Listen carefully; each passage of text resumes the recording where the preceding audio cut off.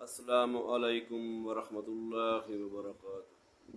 الحمدللہ وقفا والصلاة والسلام علی من لا نبی بعد، اما بعد فاعوذ باللہ من الشیطان الرجیم، بسم اللہ الرحمن الرحیم۔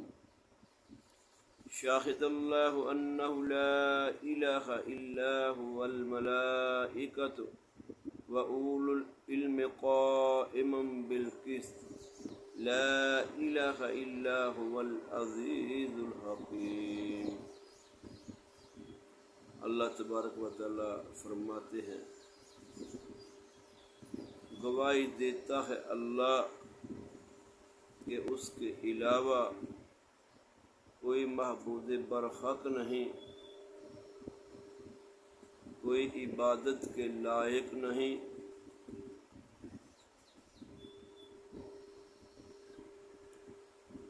اور فرشتے اور نیک لوگ بھی گواہی دیتے ہیں کہ وہ عدل پر قائم ہے، اس کے علاوہ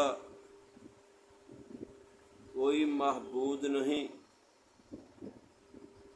وہ غالب اور حکمت والا۔ اللہ خود گواہی دے رہے ہیں کہ میرے علاوہ تمہارا کوئی معبود نہیں، تمہارا کوئی پالنے والا نہیں، تمہارا کوئی مشکل کشا نہیں، تمہارا کوئی حاجت روا نہیں، تمہارا کوئی رزق میں فراوانی کرنے والا نہیں، تمہارا کوئی کمی کرنے والا نہیں، تمہیں کوئی نقصان نہیں پہنچا سکتا، تمہیں کوئی نفع نہیں دے سکتا میرے علاوہ۔ بس عبادت بھی میری کرنی ہے، نظر بھی نیاز بھی میرے لیے دینی ہے، ہر معاملے میں مجھے پکارنا ہے، مشکل ہو یا آسانی پکارنا مجھے ہے۔ میں ہی تمہارا معبود ہوں، میں ہی تمہارا رب ہوں، میں ہی تمہارا پالنے والا ہوں۔ اور نبی علیہ الصلوۃ والسلام کی ایک حدیث بخاری و مسلم کی روایت ہے، معاذ بن جبل رضی اللہ تعالی عنہ بیان فرماتے ہیں کہ میں نبی علیہ الصلوۃ والسلام کے ساتھ آپ صلی اللہ علیہ وسلم کی سواری پہ آپ کے پیچھے بیٹھا ہوا تھا، اور میرے اور آپ کے درمیان جو وقفہ تھا، جو جگہ تھی، وہ محض لکڑی کے کجاوے کے برابر تھی۔ تو چلتے ہوئے نبی علیہ الصلوۃ والسلام نے سواری پہ بیٹھے بیٹھے فرمایا، اے معاذ بن جبل۔ تو معاذ بن جبل کہتے ہیں، میں نے کہا یا رسول اللہ صلی اللہ علیہ وسلم، حاضر ہوں میں۔ تھوڑے وقفے کے بعد پھر فرمایا، تو آپ رضی اللہ تعالیٰ نے فرمایا، میں حاضر ہوں یا رسول اللہ صلی اللہ علیہ وسلم۔ حتیٰ کہ تیسری بار آپ نے مخاطب کیا تو معاذ بن جبل فرماتے ہیں، میں نے کہا یا رسول اللہ صلی اللہ علیہ وسلم، میں حاضر ہوں۔ اس سے پتہ چلتا ہے بات کی اہمیت کا، بات کے بڑا ہونے کا، کہ کتنی بڑی بات نبی علیہ الصلوۃ والسلام بتانے والے ہیں معاذ بن جبل رضی اللہ تعالیٰ عنہ کو، کہ آپ نے ان کو 3 مرتبہ مخاطب کیا، صرف اس لیے کہ وہ بیدار ہوں اپنے ذہنی طور پہ، اور توجہ کے ساتھ، انتہائی غور کے ساتھ، فکر کے ساتھ اس بات کو اپنے پلے باندھ لیں، سن لیں اور محفوظ کر لیں۔ تو نبی علیہ الصلوۃ والسلام نے فرمایا، اے معاذ، کیا تم جانتے ہو کہ بندوں پر ان کے رب کا کیا حق ہے؟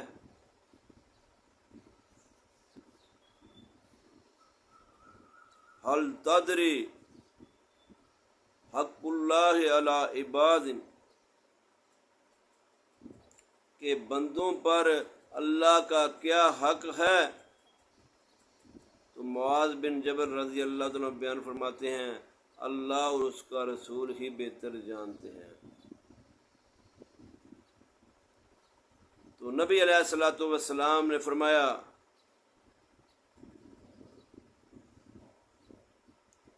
کہ بندوں پر اللہ کا یہ حق ہے کہ وہ صرف اسی کی عبادت کریں اور اس کے ساتھ کسی کو شریک نہ ٹھہرائیں۔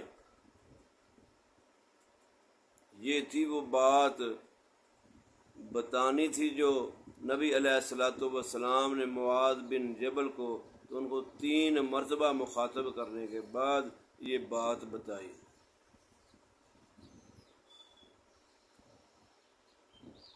پھر نبی علیہ الصلوۃ والسلام نے تھوڑے سفر کے بعد پوچھا اے معاذ، کیا تم جانتے ہو کہ اگر یہ لوگ یہ کام کر لیں تو اللہ پر بندوں کا کیا حق ہے کہ وہ اللہ کے علاوہ کسی کو اپنا مشکل کشا نہ سمجھیں، اپنا حاجت روا نہ سمجھیں، اپنا بیڑی بنانے والا نہ سمجھیں، اپنا مقدر کو سیدھا کرنے والا نہ سمجھیں، اپنی مشکلوں کو دور کرنے والا نہ سمجھیں۔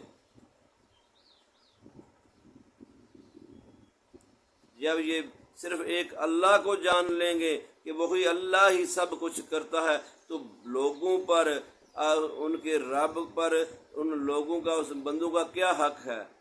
تو معاذ بن جبل رضی اللہ تعالیٰ نے فرمایا اللہ اور اس کا رسول ہی بہتر جانتے ہیں۔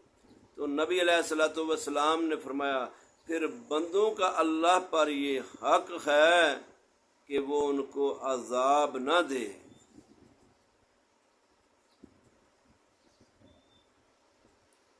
پھر وہ ان کو عذاب نہ دے، یہ بندوں کا اللہ پر حق ہے۔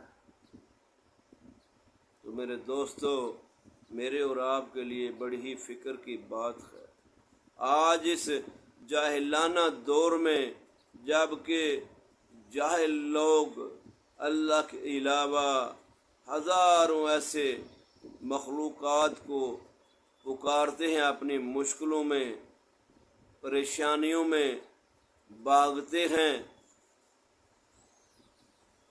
تو ایسے عمل سے بچنا چاہیے اور فقط ایک اللہ ہی کو پکارنا چاہیے۔